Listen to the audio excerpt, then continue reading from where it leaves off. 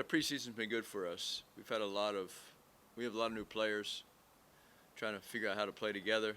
Coaching staff's trying to learn our strengths and weaknesses, and to play a preseason scrimmage and then a preseason game was very good for us. We haven't had a full roster yet for either one, so hopefully Monday we'll be as close to that as we can.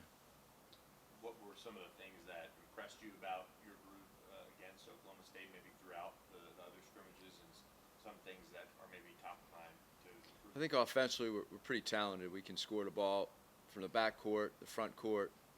I think we have good three-point shooting, as well as some guys who can put pressure on the defense in the lane, get paint touches, and draw fouls. Defensively, we have some things to clean up and work on, which is understandable in the preseason. You have a bunch of new faces, a new coaching staff, all these new factors. What does that process look like? Building that chemistry and kind of familiarizing yourself with everyone sort of on the fly as the season starts coming. Yeah. Well, I think as you go forward through the preseason, you can't put everything in all at once. It's just overwhelming, especially for a new team, and we have a new system for the players. They've never played in our system. So they've done a great job of trying to get some of the concepts, and then we use this last 4 or 5 days before Monday to put the last few things in our playbook as far as what we're going to try to do offensively for the first few games, and then defensively clean up some things that we've been working on and also improve in other areas. What do you notice about a guy like B.J. Edwards and how he's fitting into the system so far? BJ's improved a lot since the spring. He's probably one of the most improved guys on the team, and we expect great things from him this year. He just makes winning basketball plays, offensively, defensively. He can play multiple positions on both sides of the ball.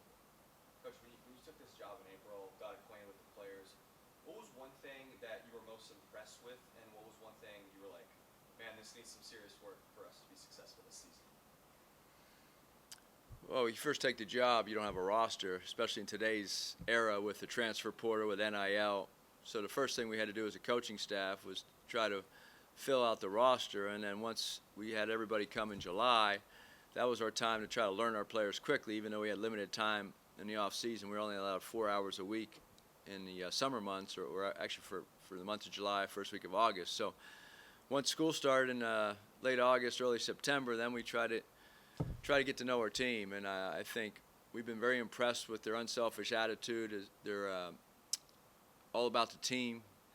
They know that they have to perform as individuals, but they, within the team concept, there are veteran guys. We have a good mix of youth, and our 3 freshmen have been very, very good. They're improving, but we'll rely on our veterans to especially early in the season.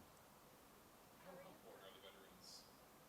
The guy like a Matt Cross, who's a Mr. Riley's been in multiple schools. He knows kind of how to adjust and do, I guess. How important are guys like that who are going through this process? Well, I think a lot of guys on our team have transferred once or twice or 3 times, so this is not new to them as far as coming into a new program, a new school, trying to get acclimated to the surrounding area.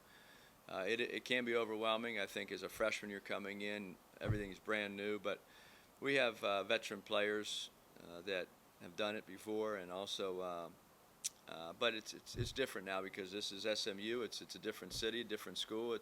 We're going to the ACC. It's a different league for a lot of our guys. Now Matt and Boopy have played in the ACC before, so we expect them to have a little bit of an advantage. How are you prepping your team to enter the ACC? I think just to go compete, these games starting Monday are very important for us to try to set an identity with our team, set identity for individuals. And we have to come out of this preseason knowing who we are going into the ACC play. The ACC play starts early this year, the first week of December. We play 2 December games. I think we have Virginia and Boston College. And then January, February, and March are the rest of the league. So that's how we'll try to prepare for it and try to improve dramatically here from the first game through December. In that vein, outside of just a positive result, what do you hope to see on Monday, and what you kind of classify as to be a successful game?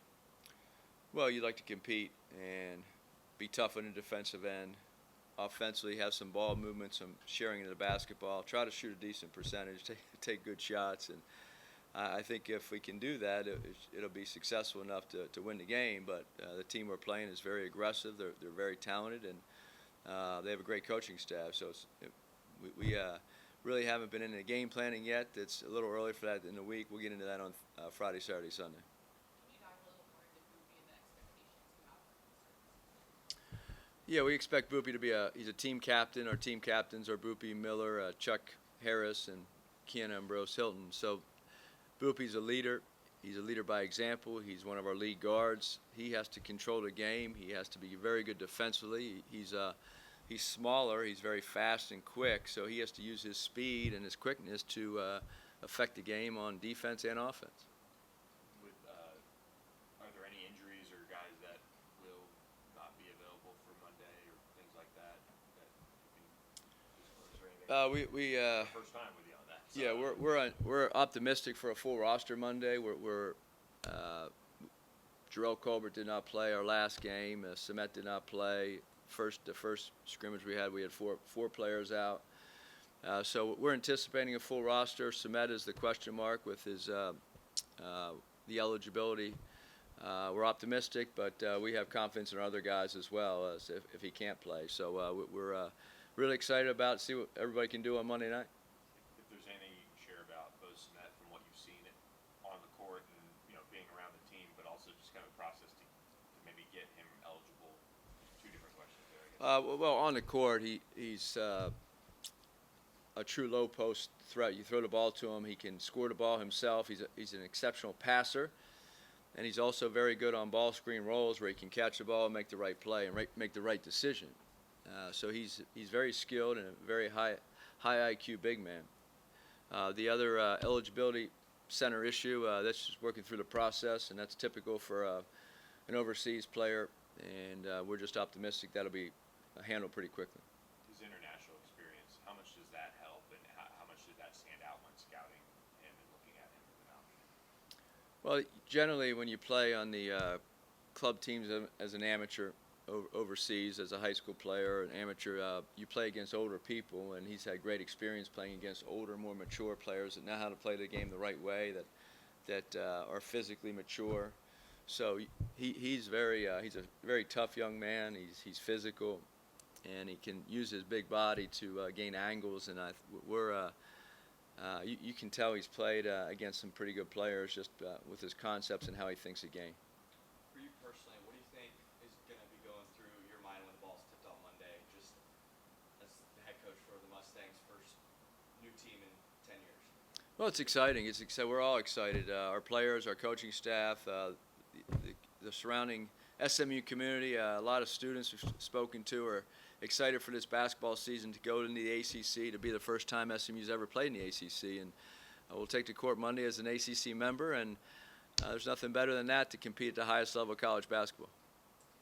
Kind of going off of when you look at different sports competing, but the way the football team is finding success, the volleyball team is finding good success in the ACC.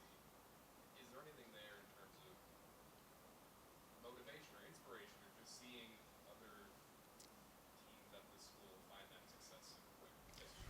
Yeah, I think the football, volleyball, and the other sports, we've had success in other sports here as well, that it's very inspiring. It's great to see.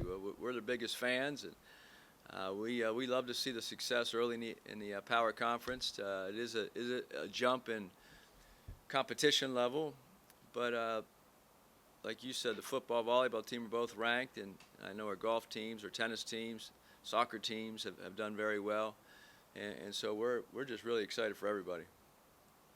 Coach, I'm sure you said this in your press conference, but if you don't mind just repeating, why SMU? What attracted you about this job? Well, the excitement and the support to go into a new conference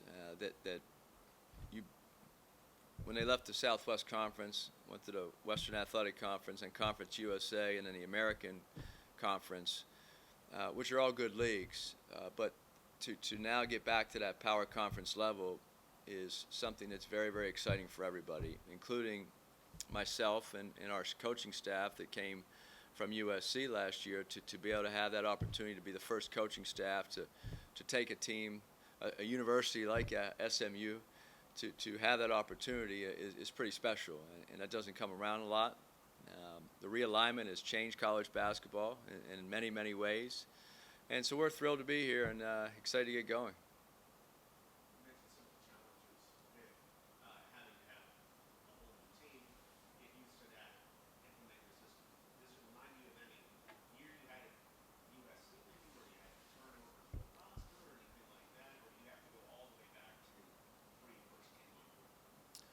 I think the first two head coaching jobs I've had at Florida Gulf Coast University, it reminds me a little bit of that because had some returning players. We brought some players in, and then in our second year, we were able to go to the Sweet 16 with that group.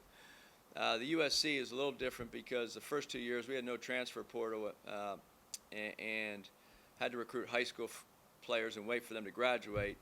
But it does remind us of the year we had Evan Mobley coming in. We had Evan signed. We had 3 returning players that came back, and we lost Onyeka Okongwu early to the NBA draft as a 6th pick in the draft. And we woke up in the end of March after COVID happened and shut our season down. We only had 5 players on our roster, and we had 3 returning, Evan signed, and we had a transfer that had sat out. And so we had to go out and recruit and fill out a roster, much like this year's team, with only 3 returning players, 2 freshmen signed. So it's very, very similar with the amount of roster spots we had to fill. That year we brought in 5 transfers and were able to go to the Elite 8 with that team. They just meshed together perfectly. They had no ego, and they played incredible basketball together and went to the Elite 8. So we have no idea how good this team will be. But we're optimistic that we have seen that in the past, teams that we have recruited and coached, where the transfers and the existing returning players have come in and meshed together and have been very, very good team. You already know what concepts that you felt you would implement early and which ones you would pull back, or did it just depend on the feeling you got from this particular group when you got there? I think every team is different. As coaching staff, we try to play to our strengths, and sometimes as you have new players, you have to coach them a while before you really understand what everybody's strengths is, and also how you can do that out of the team concept. So we're learning our roster. I think the preseason, the scrimmages, the games, the inter-squad scrimmages we've had has really helped everybody. I know the ACC is new territory, but what are these returning players teaching these younger players coming in about how it is to be a Mustang and play these big games? Well, our 3 returning players, B.J. Edwards, Keon Ambrose Hilton, and Chuck Harris, they are very good players, and they're high energy. They're great communicators. They try to help our young players learn quickly. And then the transfers that come in, they've been the leaders of. They have a lot of pride in SMU. They've been here. They have a lot of pride in the city of Dallas and what this means to the campus and the SMU community to go into the ACC. Through scrimmages and practice, what's one thing that you specifically see that you've been impressed with for it being so early on right now? Probably our offensive ability to score the basketball and create for each other. Defensively, we have some things to work on. It's been a work in progress. We have the ability to be a good defensive team, especially when we get everybody out there on the court. We have great size and length on our team. But the offense was probably a little ahead of the defense early on. You mentioned feeling out process of learning your team. Is there anything that you've learned so far that maybe you weren't anticipating about either players or about what the unit could do as a whole? Not really. I think our expectations were this would be a very competitive team. They've matched that. They play hard. They practice hard. So I think early in the season, there are always things that surprise the coaching staff, individual players, as well as what the team can do together. And we're hopeful those surprises are on the positive side.